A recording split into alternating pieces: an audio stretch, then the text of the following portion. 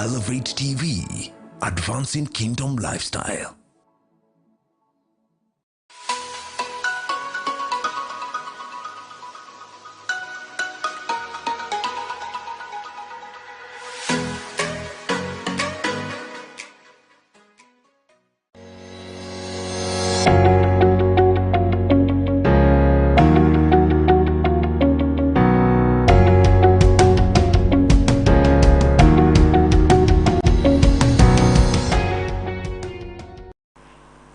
Good morning, ladies and gentlemen. Welcome to Friday Morning Digest. Thank you for joining us this morning as we continue to engage. I know it's been a minute. I've not been here for a while, but I'm glad to be back. This morning we are talking about youth and the opportunities in the diaspora, and we have a fantastic guest. But before I go too far, I just want to hand over to my co-host to just say hello, and he can introduce the guest. Thank you so much, Pastor Arnold. We missed you. Karibu sana. Yeah, to our guest, please like, comment, share on our social media pages, engage. And if you know this show may benefit someone, tag them, call them, ask them to tune in for this kind of show, because it happens rarely. Karibu sana. Yeah, so karibu Nico. We know you as Nicholas, but for the sake of our guests, maybe you can tell us who is Nico. Thank you very much. Yeah. Good morning. Yeah. First of all is to give thanks and for the opportunity to share. My name is Nicodemus Kitukuda. Profession, I'm an accountant by profession. I work in Kiambu County as a finance officer. In terms of academic, I have done CPA, I have a Bachelor's of Commerce, Master's in Business Administration, and a PhD in Business and Management. Thank you very much. Kwa hivyo ni msomi. Nakuna nywele ya white. Masomo ni muhimu. Yeah. Yes. Share with us your journey. How have you gotten there? You know, I mean, you look very young. You know, for a professor, for a PhD holder, you look very young. So, how did you get there? I will say yes, but they say young with education is better. So I was born like any other child, but my background was so wanting, very low. Going to school, it was a challenge, no money to pay school fees. And then from the word go after primary, I realized this is a problem and I need to overcome it. So I had a determination I have to study, because I could see from my community, from my family members, it was hard, thick, to get to education to the level that I wanted to. So I decided to pursue education to the highest level that I can. And through the grace of God, I managed to be where I am today. Yes, sir. You told me about scholarships. You told me about there's a time you were not even in school and you were walking up and down in the streets of Nairobi. You know, what was that like? Life was hard back home. Yeah. In the village, life was very hard. So after primary school, parents could not afford school fees. So as another boy, you just join where your family members could be in Nairobi or another town. So I joined my aunt to stay with her so that I could just look something to do. In the process, first I was given admission to Chuda High School, Mombasa, for Form 1. But then I could not join the first term because of lack of school fees. So second term is when I went to school, and I just went there for 2 terms because of money, fees. It was a challenge, and it was still also far.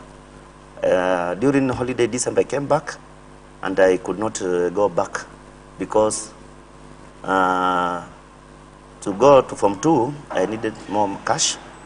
Now there was no money. Okay. And there was no transport. Even food, it was a challenge. Okay. Therefore, what was available for me is just to do old jobs, and that's why I joined Nairobi to do some old jobs and to stay with friends. Through that, I was interested in education, and I was hoping from one school to another to see whether I can get an opportunity to study. So I approached another school, whereby even admission money I didn't have. But the director was very kind. He told me just go and look for 1,000 for admission and look for uniform and come with the exercise books. Wow, nice. And then I came, process went on. The whole year in Form 2, I could not pay any other money apart from 30,000. Therefore, the director could see I wanted to learn, but I didn't have money or somebody to support me. There was some sponsorship in the school. Therefore, he talked with some sponsors, and one of the ladies agreed to sponsor me. Wow, nice. To finish Form 4. I finished Form 4. And then after Form 4, I didn't still have opportunity to work. Still, you know, Form 4 education, it doesn't guarantee you to do any qualified job. So it's to go back to tarmac. I tarmacked for some months, and the sponsor was still asking my well-being and what I'm doing. And she was told that still the guy doesn't have any job. He's wishing to go back to school, but he has no money. So she offered again to sponsor me for 1 year, a certificate, which I was very much grateful. Because after doing that accounting certificate, I was able to get a job. Wow. With Mutinda at industrial area. Yeah. Yes.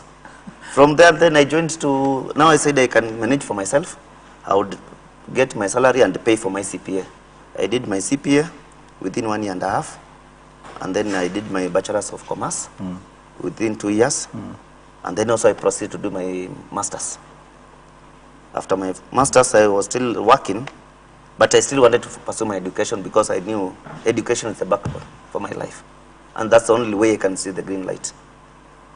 I was hoping I will get good life, but then I'm working, I have family, I have children. I cannot sustain all of this. Good luck, God is faithful. One day I was just reading a newspaper, I was just perusing the newspaper, and I saw there was a scholarship in Hungarian scholarship in Europe, and I applied. To cut the story short, after all the process went through, I was shortlisted, I went for the interview, I qualified for the scholarship, I was given an award scholarship, and I had to study for 4 years for my PhD. Wow.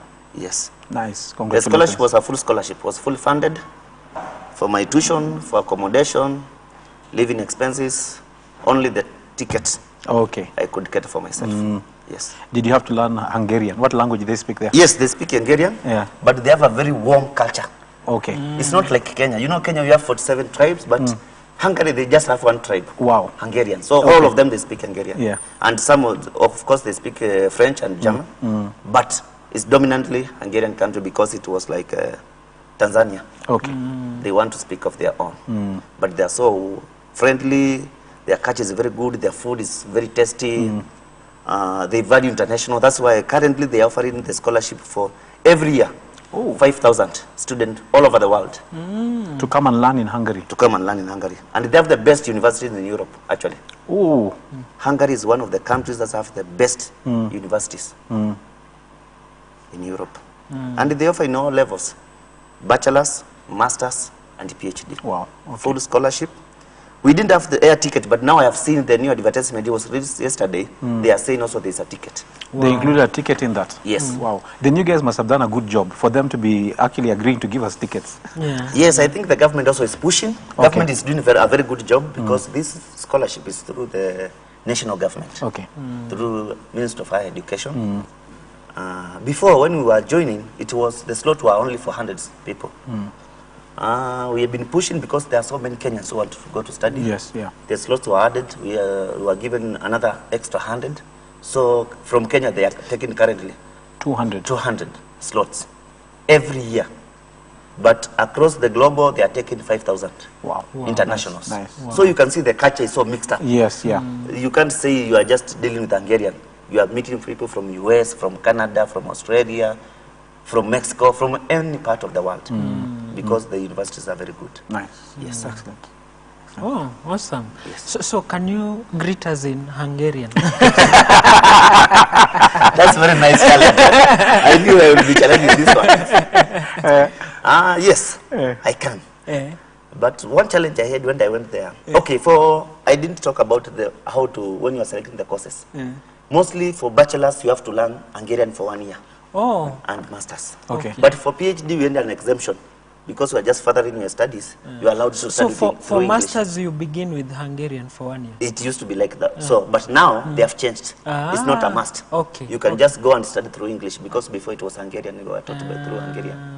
I see. But now they have changed the system. Yeah. And But even you went in the old covenant. Yes, yes. I was in old covenant, but as we are allowed to study through English, but for masters and bachelors we are studying through Hungarian, but now everyone is studying through English. Ah, yes. okay. So it's not like a must. You know, it's an open economy now. Yeah, yeah. They don't want to constrain people on their own language only. We know Hungarian is one of the hardest language in the world. It's the third hardest language in the world. Oh, yes. Okay. The first being? Arabic. Arabic. Then there is this Hindu. Hindu is that difficult? Yes, it's difficult. Okay. Then Hungarian. Okay. Yeah.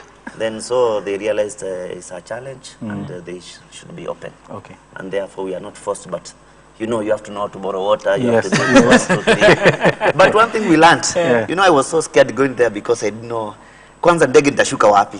It was a big problem. How will I connect from? There are no direct flights. From airport? Yes. No, there's a direct flight, Okay. but not direct because from here to Hungary is 13 hours. Oh, okay.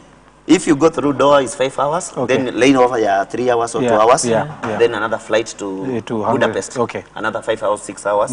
If you go through Amsterdam, it's 8 hours. Then a layover 4 hours. Okay. Then another 3 hours. Yeah. So our total is around 12 to 13 hours. Yeah. So you go to the capital cities where there is the airport. Then from there, if your university is not within the capital city, you take a tram or a train, electric train. But then now I was wondering, how will I communicate with these people because they don't speak English? But that I learned the importance of Google Translate. Now I would go to Google Translate. I will write what I want, then I put Hungarian, then I will just show. That's how I survived. Wow. The first, because you are new, Yes, you don't know yes, anybody, yes, yes. you traveled alone. Yes, yes. Who do you ask? Where is the toilet, where to go? Now you start thinking out of the box. Yeah. And you start being independent and know how to maneuver Yeah. in the international world. So it was easy. But you're saying it's a warm culture. The culture is they are so friendly. They work so hard, but also they play. They have a lot of fun. In the evening, they will have dances all over the town. They will have activities for the children to enjoy. Even for the family members, they come with their children so that they can have fun. Okay, okay. Actually, the Hungarian culture is so warm because these people will never get tired. Okay. At 6, they're in the office. 6 in the morning. Yes. Around 3, the work is done. They have some leisure activities with their family within the university or within their community or within the town. That's how they enjoy their life. So that they are not so overstretched. Yes, yes, yes, yes. So they have a very mixed culture, which is very good. So that work-life balance, I know that's a big thing. Balance, yes, yes, yeah. That's how they thrive in that, and how they are able to come up to be the best. I think as you talk about work-life balance, you should look at him because I suspect he does not know what work-life balance is all about. He enters the office at 6 and leaves at 10. Jesus. We will pray for you. Maybe you should go Hungary for some days or for study. Maybe you can take a course. They have even short courses for 6 months, 1 year, and then you learn how to have that balance. Because we have realized people are very productive, but once you are taking all of your day just working, then it becomes so hard for you to be productive because a human being can be productive in the first 6 hours. For you to be fully productive, 6 hours are enough.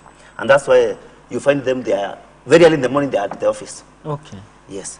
Then during the day, they have spaces where they can have with their families, their children, their spouses come and stay or play or watch something. So some of the international community travel with their family? Yes. Okay. Hungary, they accept that. If I have my spouse there, within my university, there's an area where they can come with the baby and stay and breastfeed and maybe do other activities. And also, in the evening, there's time you go to listen to music together as a family with your children. You can go to watch movies. They have so many activities to make you relax. So that the following day, you are not exhausted as you are. Yes, that's how they balance. They make sure the activities that you're able to balance with your life. Yeah, yes. Yeah. So we can learn something, as Kenya, we can learn something from that. That culture is very good. We are learning something because what we do in Kenya, we are so much into money and we forget about balancing family, work, and other leisure activities, which they make you rejuvenate and get another energy for you tomorrow to be able to perform. Yes. Wow. Yes. Wow. Okay. So with the family travel, is it covered by the scholarship or that is funded privately? Now, the challenge is, that's one of the challenges. Okay. The opportunity is there. And also you are allowed to travel with your family, with your spouse and your children. But also now you have to consider the other living costs. Because your family is not part of the scholarship. You are only one who is given the scholarship. So if you are traveling with your family, you need to cater for the accommodation and their living expenses. Which is also costly. Also it's costly because in Europe life is very costly. I had opted the first year to go with them. Even I had taken their passport. And I also had seek for their visa. But after a while, after clear thinking, I realized it's better. Because my plans were not to stay there forever. I had planned to study and come back to work in Kenya. So I said, I will interrupt. Because you know my kids. It's true, it's true, My first one is in Form 3 Chongoria. Okay. Second one is class 7. Wow. NYS. The other one is in grade 2. So I thought about interrupting their education for purpose of my life. It won't be very good. So I decided it's better me going and coming. It's easier for me. Even in terms of cost, it's easier. So that I can just also balance the same with the education, with working, and also with the family. So that I have not left them behind. Yes. I know we'll probably pick this up more after the break. But had you ever thought of settling, even if you're not in Hungary, somewhere around? Because now once you're in Europe, all of this is what European community. Yes. That visa must have allowed you to go to France. Yes. That's the one beauty of this scholarship. Once you are given this Hungaricom scholarship, you are given visa that you go to all these countries except UK. Because UK, they just recently they exited. They exited from the EU. 26 countries, but you can travel to any other country using the same visa. So I had a very good, amazing time to travel to many of the countries, and I really worked, and I loved to work there, because when I was studying also, the first day I was able to work. You go to the companies. You're able to work, yes. Oh, nice. You go to work, but as the courses go on, also you realize you need more time to study. But yes, as you had asked about working there and settling there, is one option.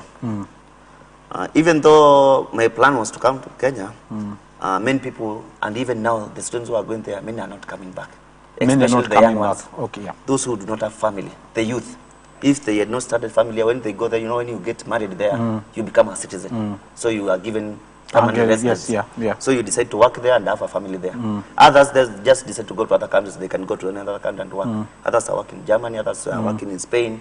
Others are working in other different countries. Yes. So those opportunities are there? Opportunities are there to work. Very many. Very plenty. So you get easy time to travel because the Shanghai visa allows you to go to any country. And so long as you are a student, you are allowed to even work some hours.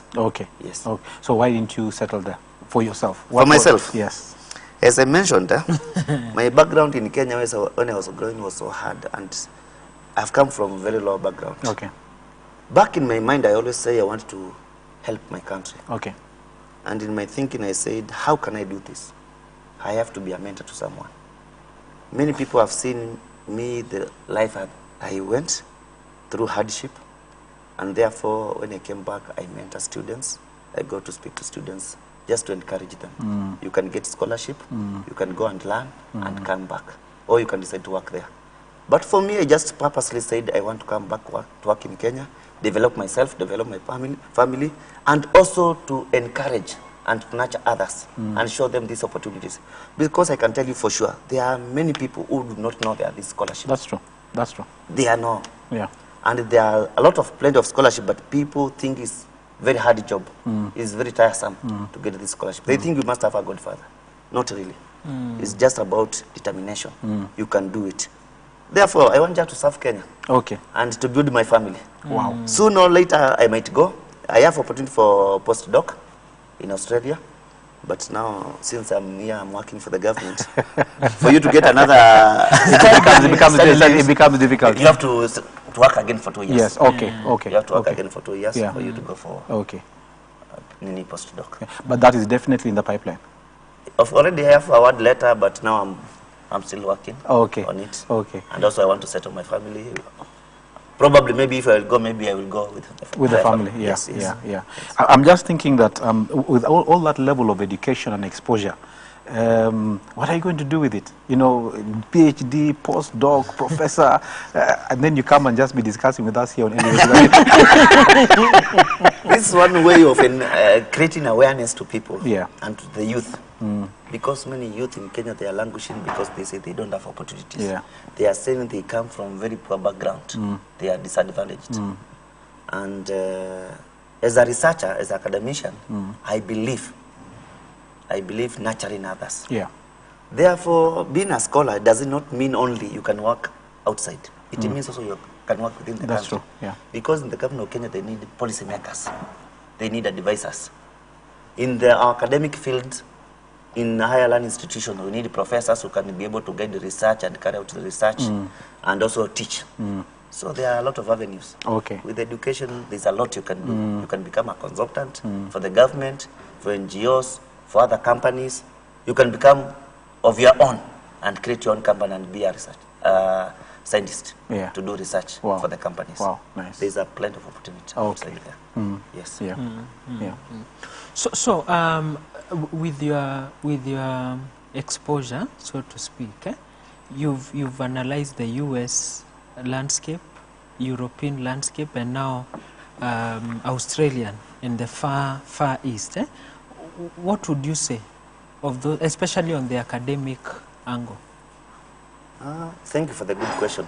First, I would say kudos to Europe. They are doing a very good job. People used to think America is one of the best and only, but even other countries are doing very well. Even East, they are doing very well currently. Like China currently is giving Kenya, I think, 400 scholarships per year. Wow. China? Yes. I had applied for the 2 scholarships. I had applied in Europe and in China. But the China came when I was already in Europe. So I just declined. So yes. You'll be talking ching chang chung ching ching. Yes. COVID would have found me there. All right. But we thank God because it's an amazing experience. I would say, yes, America is good for education. They are very good. We cannot underestimate them. They are very good in education. Europe also is very good. Australia, they are also very good. Canada as well. So, giving a background about it is about African we can pursue education. And we are not inferior in any way. People think just because we come from black continent that because most of the students we are interacting with, others are coming from US, Australia, and most of the assignment they are consulting from us. So we can never underestimate Africa. We have the best brains. We are very hardworking. We take more papers than they take. For us, if we are doing CASNEB, we are taking 6 papers. Them, they take 2 or 3 papers per semester. That's why I was able to do my semester. For 6 months, I would do it within 3 months. So I believe in Africa, education is good. Actually, in Kenya, we are very good level for education. And with the education in Kenya, you can go and work anywhere. And you can go and work anywhere, whether in the US, in Canada. So with a Kenyan degree, it's already... Yes. You just go there to further maybe to become familiar with the policies, with the regulations, so that either you can become a consultant or you can be able to learn. The degree in Kenya is recognized? It's recognized. It's recognized. Yes. Kenya, we are doing very well in education. Yes, we are doing very well. One of the big issues I know is this whole issue of racism. Let me call it racism. I'm trying to look for a milder word. I can't find, the color of our skin. And I've met a lot of people who've gone to other countries, especially Europe and America, especially America and UK, And yes, at surface level, they're very warm, they're very embracing. But when you begin to get into the system, you discover that the color of your skin becomes a really big issue. There are some jobs that you're not easily promoted to. There's some places you cannot step into because of that. What was your experience, and what advice would you give? That's a very good question. Yes, it's true what you are saying, but I think these things about racism is facing out. It's facing out because many countries, if you are good and you are smart at your work, even you will be promoted than them. I noticed that in Hungary, because most of the senior positions were occupied by the Hungarian. But if you can show yourself your worth and you know what you are doing, and as I mentioned, we have come to, before we thought we are not equal to the task, but I can tell you, Africans are very smart. Black are very smart. So it's about your exposure and your thinking capability. Are you able to think out of the box? And you able to think around the globe? Because the mentality that we had in Kenya is just you are thinking yes, with a village mind. A village But mentality. once you are exposed out there and you're able to have an open conversation with whether it's American, whether it's a UK, whether it's a Canadian, so long as how you present yourself and how you deal with the matters, how you are able to solve complex situations with very simple solutions, then they welcome you. Okay. They are open to your ideas. Okay. Because at the end of the day, what they did is performance, solution, and production. And if you're able to do this, why not? Okay. Yes. Should we prepare our youth as they are preparing to go out? I mean, we're not going to tell them that you will not meet racism. We need to tell them that maybe you will meet racism, but how you approach it. Yes. How you approach it. How your mind is open. Yes. Because others feel that they are not equal to the task and they feel, I don't qualify on this table. Don't take it that way. Believe in yourself. Have self-determination. Have courage. If it's about work, know all around your job. Then it's about discussion. Be open. No intimidation. No inferior mind. You are equal to the task as they are. And they will welcome you with both hands. Yes. Okay. Okay. So, apart from, for the youths that want to explore opportunities in diaspora, I think we've really discussed education. What other channels are available for the youth to explore the opportunities in diaspora? This is a good question. There's plenty of opportunities in diaspora, working fields. Especially currently, they are looking for the young people from Africa, especially those people are doing IT. IT, mechatronics, and others are doing systems. They are so much welcome in Europe. But the best way and easy way to go to these countries is through the education. Okay. Once you are there, even the first year, even your first week, you are able to get a job opportunity. Okay. The jobs are there. What I would encourage every youth, if you want to travel to whatever country you want to go, the easiest way to get there is through the education, because you are given the chance. You are given free visa, you are given accommodation, you are given a place to stay, your tuition is paid, and while you are studying, you are able to work. Any country you can work as you study, so long as you are able to plan. Because once you go there, you know, nobody now is managing. Anything I want to encourage the youth in Kenya, be disciplined, self-independence. Because there in Europe, in UK, in US, there's a lot of freedom. If you go there and then you are not able to manage yourself, even you will not finish your course. I know some guys who went there, them there 2017, they are not yet back. Others, they have not finished their coursework. Others, they are mixed with life. Others, they went to job and forgot about education. But just be disciplined, be focused. You are able to do both. You can work, you can marry, you can do all the stuff. And once actually you marry there, you get to become the citizen. You get a permanent residence. So you have all the same privileges with them. So are you suggesting that we should go and marry there?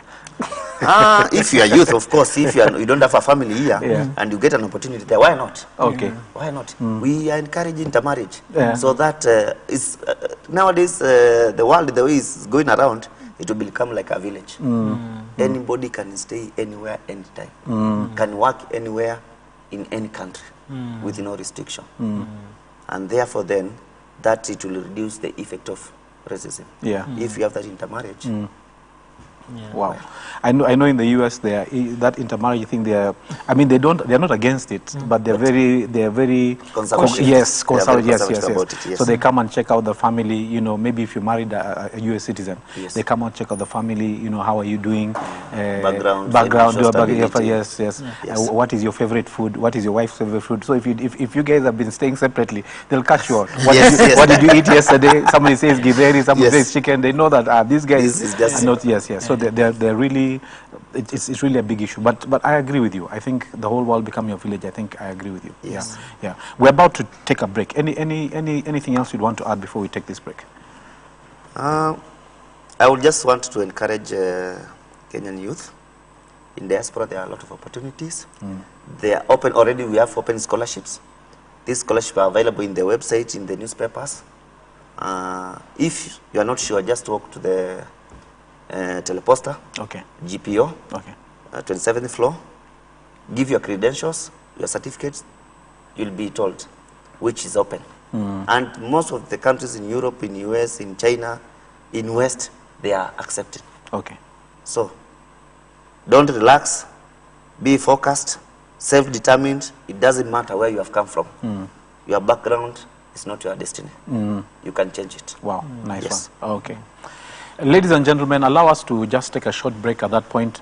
I love what Dr. Nicholas has said. Our background is not our destiny. We can change our destiny, and one of the keys, and I think that's a major key to change your destiny, is your background. Let us take a short break. Don't touch that dial. We'll be back in a few minutes. Thank you. Thank you.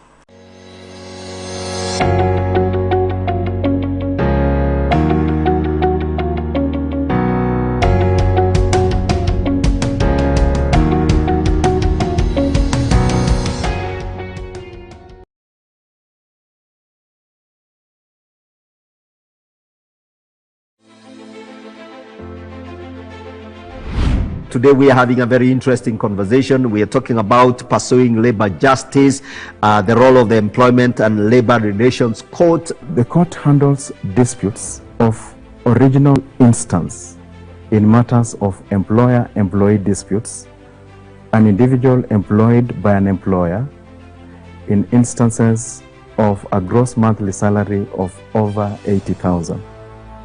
If it is below 80,000, then the dispute should go to the magistrate's court. Speak to us about some of the matters that come to your court. Trade disputes. These are disputes that relate to employer associations and employee associations, trade unions. Hon Justice Ongaya, he is the incoming principal judge of this particular court. I'm thankful to the honorable judges for expressing this confidence in me to serve. I'm most humbled. Catch the GG Report with Pastor Godfrey Gishuki every Friday from 8 p.m. to 9 p.m.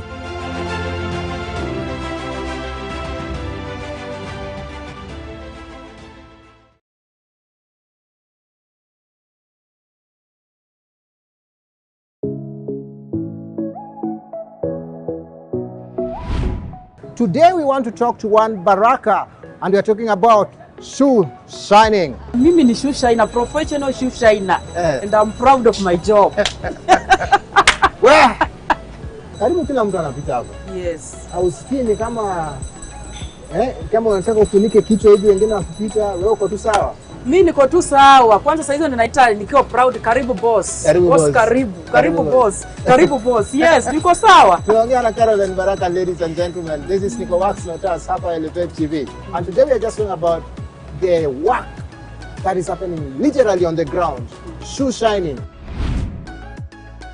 Catch Nico Wax Nautas every Friday from 7:30 p.m. to 8 p.m.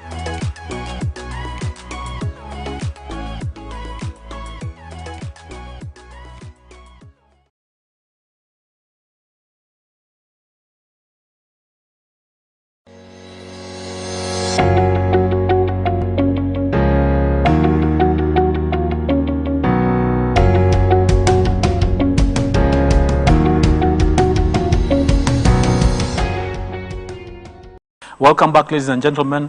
Our discussion today is about youth opportunities in the diaspora, and we have Dr. Nicholas here just sharing with us his story and how he got out there and just his own experience. And we are really gleaning a lot from that, especially if you're a young man, you're a young lady out there wondering about the future, wondering about what you can do with yourself. I think this is a story and somebody that you need to listen to. But I just want to hand over to my co-host to ask the next question. Yeah, so Daktari, how can a youth here in Kenya be scholarship ready, if there is a word like that? Is a degree enough, or they need to do something extra over and above their degree or over and above their high school certificate? Yeah. Thank you very much for the good question. I will just give the criteria to get a scholarship. As I mentioned, the scholarship is in 3 types. They take from bachelor's, and the qualification for bachelor means you must have Form 4 certificate. Yeah. Kenya certificate. If you want to take master's, you must have the university Bachelor university certificate. Yeah. If you want to take PhD, then you must have master's certificate. Yes. And our Kenyan system is good. Their credentials are accepted worldwide. Can you insist on that? Because there are people who bash our system every day. No. Our education system is recognized currently, almost all the parts of the world. Wow. So long as you have your KCSE certificate or your bachelor's certificate or your master's certificate, you can pursue any other course you want in those other countries because it's equally good as theirs. So therefore, you just need the application for the scholarship is online. You fill all the data, there's attachment. I will just take you through what is required for you to apply. It's very simple. There's an application form, and I will share the link for the scholarship so that maybe other people can also subscribe and they can follow. You need to fill the form completely. Also, you need to attach your ID or your passport. You need to attach your motivation letter. Why do you want to take this scholarship? Nice. I think that's another mountain. Why do you want to take the scholarship? Because other people, maybe they don't have agenda why they want to go out. Okay. You need to have a genuine reason why do you want that scholarship. Yeah. And that's your motivation, your determination, why you are going there. Otherwise, you will get to these countries, and because their life and their culture, you get lost along the way. Okay. So always you'll be referring to your motivation letter and say, this is the reason why I came here. I must get what I came for. Okay. Yes. Okay. Then after that, you must get a medical certificate. You can go to any public hospital and they check on you and then they just give you a letter. Academic transcripts, if it's for Form 4, you want to go for your bachelor's, you need your KC certificate. If it's for master's, you need your certificate for bachelor's. If it's for PhD, you need your master's certificate. Yes. From there is about, you need to do a short story about yourself. Why do you think you qualify for the scholarship? Just introducing yourself, introduction letter. And that's all. Oh, okay. That's all. Sounds very straightforward. Yes, very sound very difficult. Yeah, that's true. Yeah. Very straightforward. Only that people feel that filling scholarship is so cumbersome because it's a tedious process. It will take you almost half a day. Okay. To fill everything and to submit and to see success submitted. So you have to prepare your documents to be together and to be at one place and to settle down so that you start filling everything. So you gather this document beforehand, and then when you are starting the process, you just attach whatever is required. You keep attaching, you keep attaching. And the process is very transparent. Once you submit, it moves from one stage to the last stage you are able to see from the system. Okay. If it's why maybe you will be disqualified, they will give you a reason. If it's something you missed to attach, they tell you, attach this. Okay. So the process is so transparent. Okay. Yes. And even the process of getting a scholarship, sorry. What's the criteria of weeding out? Now that in Kenya, you're only looking for 100. Surely, you said 200, eh? 200 now. Surely. 200 is, it's not less. You might think it's very less, but they must have a criteria of dropping. Of course. We will all have motivation letters. Of course, qualifications is priority because currently, before people are going with C+ for bachelor's, but currently it's now B+. Okay. Yes. That's the major criteria. Okay. Yeah. Performance. Academic performance. More so if it's about engineering courses and medical courses. For agriculture and business, I think it's B plain or B minus. But for medical and for IT, it's B+. So where do you begin? Do you begin by applying to this Hungarian scholarship or you begin at the university? There are two processes. First, you go to the website, you make your application. While you are making application, you need to search for 3 universities of your choice. While you are searching for the university of your choice, your priority 1 takes place if you qualify in that university for that course, if they have that course. If you miss, second choice, you get a slot. If the course is there and you meet the criteria, and then you have the third option. But the first most of your choice, you normally go through. You go through your first choice. If you had so you also need to do some research around the university. For scholarship, please, before you apply, if you want to go to Hungary or to US or to another country, please take your time. Do enough research. Don't just apply. So that you know the course you are fitting, whether it's good for you or not. Because you might go there taking mechatronics and just thinking it's a walkover, And then when you go there, you want to change to hospitality. Yeah, yeah. How easy is it? Yeah, you're able to change the course while you are there, but it takes another year for you to be able to change the course. So you lose a year. So you are losing a year for no reason. Why don't you do your enough research so that when you apply, you know exactly I want to apply for this course. I meet the qualification, I have everything, and then when I'm going there, I'm determined to finish my course. Because other people go there for 2 years and then on the way they decide to change. Oh, this is actually not my course. And now they have wasted 2 years. They are going to start afresh. Yeah. Yes. Yeah. I hear you. Okay. Yeah. Interesting. Yeah. Actually, I was interested in the weeding out process, you know, like what he asked. You know, just normal criteria, credentials. In the website, they have given you, is this course, you must have this grade. Yeah. In this course, you must have this grade. Yeah. So see where you fit and your interest and your motivation for that course. Then if you qualify, apply the process. Okay. After that, there was another option. There's another second stage. Because you are going scholarship through the Kenyan government, this is our sending government. So after you apply, also you go back and then apply through the Kenyan government. That's why I was talking about the higher education ministry. So once you're done with that, you come. You have done the application, you have met all the criteria. Now also you take your certificate to the higher education ministry for verification and also for them to do you an interview. Okay. Yes. So that is after the system has said submitted. Once you have sent everything successfully, you have qualified, you have submitted your papers, now also you go to your government because you are sending partners and they will process also your visa for the first time. So they will go and check again, they will do an interview, they will shortlist you. And once the university accepting you, they have no obligation to deny you a chance or opportunity to go there. Okay. Yes. Okay. Oh, this is very important. For them, it's just to check your papers and whether validate whether they are valid. Yes. It's Rivarori. Yes. Yeah. One of the things I think is a very important part of this process is the whole aspect of preparing the student for out there, and not so much in terms of the hardware, in terms of the certificates, but in terms of the software, mental preparation. Because like you're saying, you talk about the freedom, you talk about, I suspect things like drugs are probably more easily available out there than they are here. You can go out there and get, I mean, there's a lot of prostitution, for example, trafficking of human beings, and you can just become a part of that process, you know. So how important is it for people to be prepared? Now I'm looking at the softer side. Yes. And what would you say in terms of what things should they watch out for? I know you use the word discipline, and I think discipline is a very broad term. Can you break down that discipline? What does that mean? Discipline in terms of time, discipline in terms of relationships, discipline in terms of, Thank you very much. I think your question is very good because, as I mentioned, I have seen people who have gone to Europe and they never came back and they never finished their course. Yeah. Why? Because when you go there, nobody watches over you. You are on your own. So you must plan. Nobody will ever question you, why did you not come to class? There's no professor will come and ask you why you are not in my class. There is no attendance list? There is, but nobody has that time to bother to ask. That's why we said first you have to prepare yourself and know from the word go, you are going for studies. So calculate that in your mind. That is what does it mean? It means we need to broaden our thinking.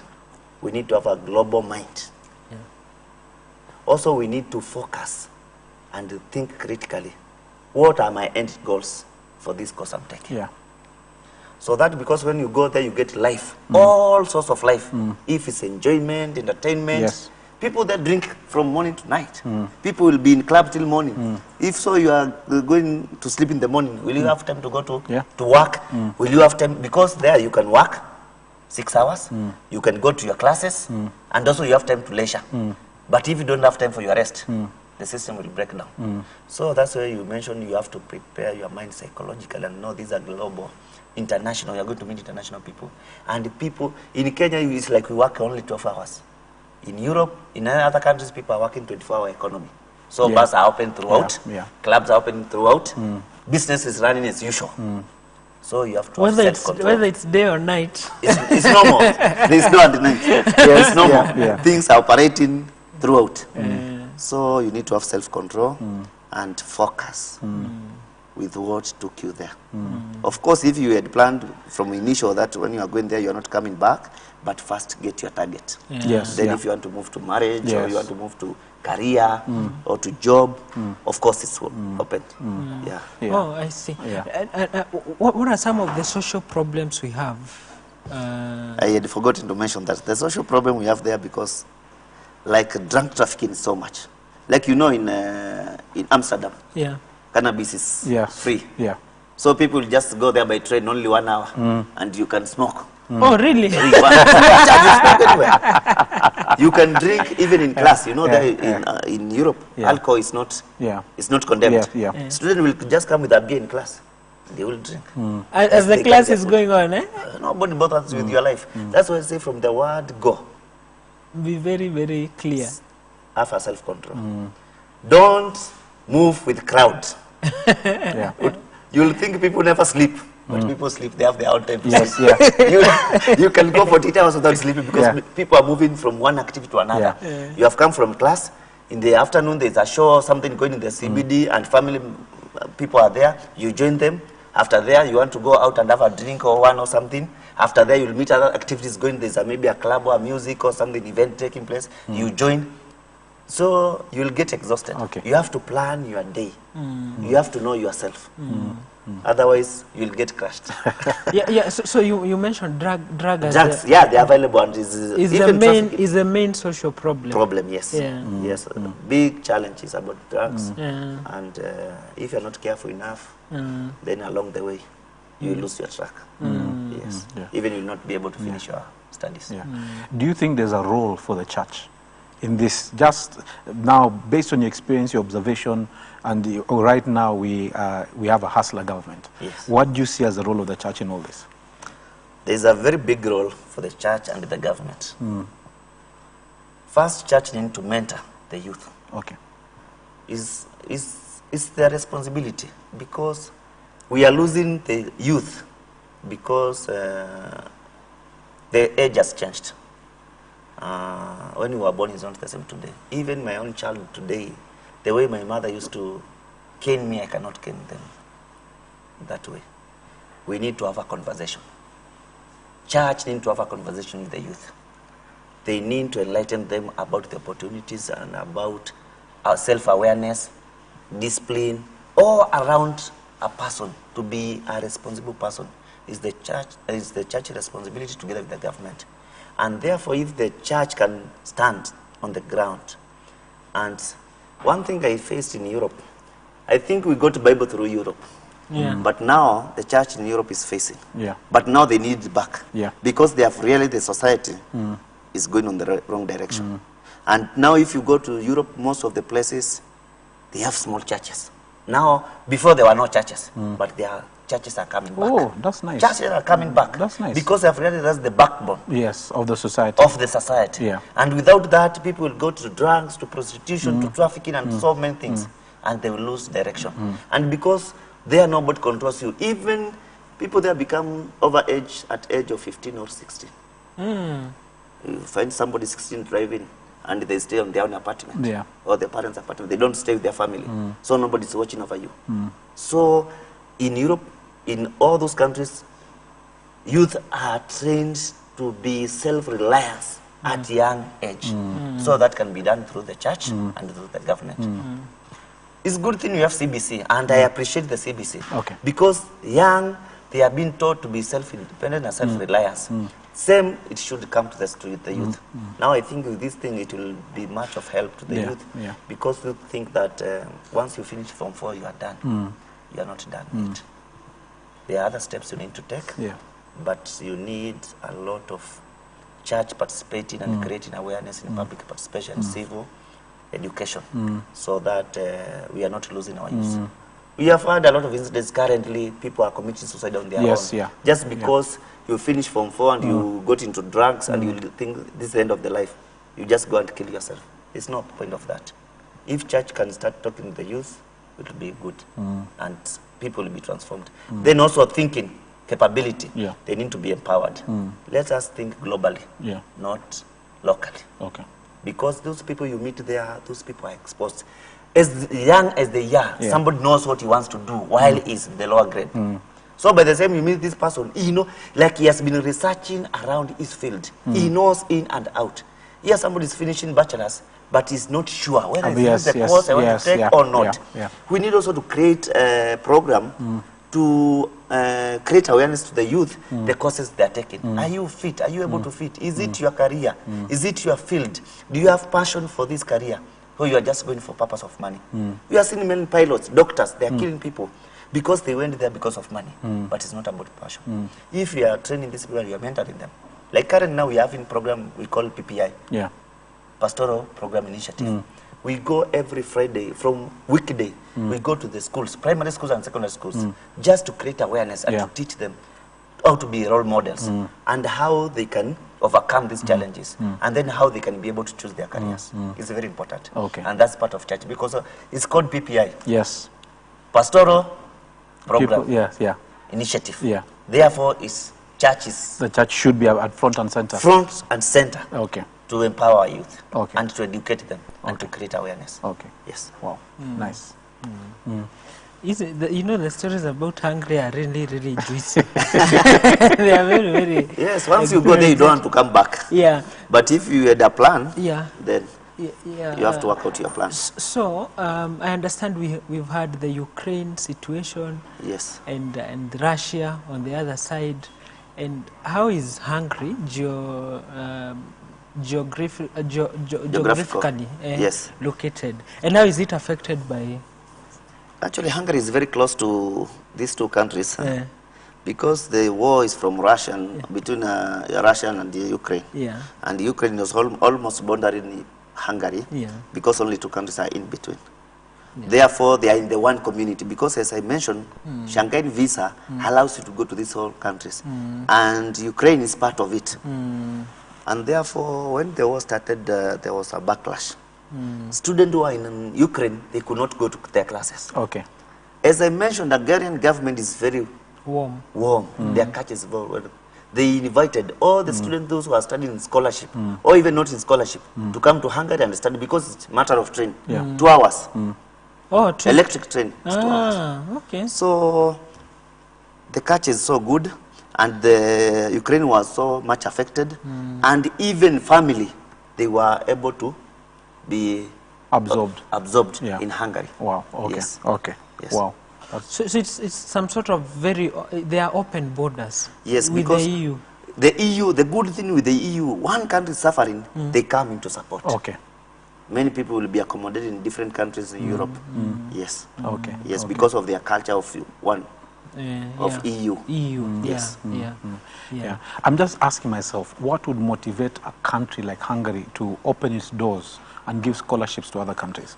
While others are closing. While others are closing their doors. I'm just trying to think, is there a hidden agenda somewhere? Maybe you guys were used as guinea pigs or something. Yeah, very good question. Many people are asking, why is Hungary? Why is Europe inviting so many scholarships? Because not only Hungary, French is offering, Germany is offering. Most of the countries in Europe, they are offering scholarship to other countries. Before, European countries had closed themselves. Like they were dealing among themselves. So they were not inviting international. But they have come to realize for you to get investment, you must have internationals. And you realize like Hungarian now, their population is very low. It's below 10 million. Wow. It's 9.5 million. Wow. And they have realized people are getting old. Yeah. And they don't give birth easily. They just give birth to one child or two maximum. Actually, if you are given birth to 2 children, one is supported by the government. Oh, really? You are encouraged to give birth. I think we need to move. Because the is fading. It's fading away. Yeah. And therefore, they are realized they are losing a lot of income because they don't have international doors open. So investors cannot invest in the countries. And the investor, they want a place where there's internationals. They are not looking for one country, they are looking for international. They are global. Therefore, that's why they are opening their economy. That's the motivation. Now, investors are investing so much. New companies have come. And that's why students are getting a lot of jobs in Hungary because new companies have come. BMW are there. New companies are setting new factories. They need people who can clean, they can do this stuff. So, because of that, they are looking for international students because while you are studying, you can work. And also you have international, you're able to speak other languages, not Hungarian. So that's why they are open. And not only Hungary, other European countries. They were so close. You can see Slovenia, Slovakia, Poland. All those countries, they are using their own language. But now they are open to the international languages. Even German, they were using their own Language. Yes, now they are open. Most factories, people are working there, and the senior managers, you must be able to speak French or English. Or multiple languages. Multiple languages. And that's why I can tell Kenyan students, do not take for granted. When you are in high school or you are in first year, you are told there's a free course here for French, for German, for whatever language you have been told. Pick it very fast. It's an added advantage. Once actually when you are applying for scholarship and you're able to speak these languages, you're able to go so fast. Also when you are applying for job there, whatever kind of job, they pick you because you're able to speak more than one language. Yeah. So investors who are coming, you're able to interact with them, to give a very good customer care service. Yeah. Yes. Yeah. Wow. You are all round. But even you are better than their own, because most of them others are not able to speak. They're not able to speak multiple languages. Yes, yeah. yes. Yeah, that's good. Oh, awesome. Tell me about, you talked when you began about how you mentor youth. Talk a bit about how you mentor youth. And as you talk about that, maybe you can share, maybe there's a youth outside there who wants to get in touch with you, there are issues that they want you to advise them about. How would they be able to get in touch with you? Thank you very much. First of all, let me say I'm born again Christian. I fellowship with the Deliverance Eastern Bypass. Okay. And therefore we have a program for the youth. I'm part of it, and also we have another program that where we go to schools to mentor them. Just to talk to them, to tell them, you might see yourself, you are coming from a very bad background, disadvantaged, but this is not the end of the world. You are able to change your life, you are able to change your destiny if you are only determined, you are focused, and you can follow. Just have a mentor or a mentee. Even them, I always encourage them, mentor someone and also look someone to be your mentor. So that is two-way. Because once you are one side, you are just be mentored, and you are not able to mentor somebody, then you are not able to become a good example. So that's about encouragement, just talking to them day and night. And anytime, normally we have this conversation. During holidays, we meet the youth, we talk to them, we go to their schools, we go to their secondary school, we go to the university to preach, we go to talk to them, to encourage them. You can approach us through the church, or you can approach me individually through the number, social media. I'm available. So what's your social media handle? Mostly, I don't use Facebook currently because I've realized social media can also be very destructive. Yes. If you don't manage your time very well. But also I have Facebook account, it's my name. Just my Nicodemus, you'll find me in Facebook. There's no Daktari, some Doktari. Daktari is found in LinkedIn. Okay. You'll find my name there. My full name is there. Just by searching, and my contacts are there also. Okay. And my accounts for other links for other accounts is also in LinkedIn. available. So LinkedIn is probably the best place to look for you. Okay. LinkedIn and also Facebook. Okay. My other accounts. Okay. Nice. Any parting shot? I can see that we have maybe about 5 minutes remaining. Any final words? Any final thoughts that you want to share with your audience? Final thoughts about is just to encourage, is to say first, put God first in life. No matter your background, whether you have come from better family or from a very disadvantaged family, put God first. Second, be humble. There are a lot of opportunities and challenges out there. You might be crushed just because of something small happened. Or maybe when you are brought up, your mother told you are stupid, you are like a cow. And you came up with that mentality, you know you are a cow, nothing else. You can do nothing, you can amount to nothing. And I will encourage our parents, please, even if your child is so stupid, don't tell him he's stupid.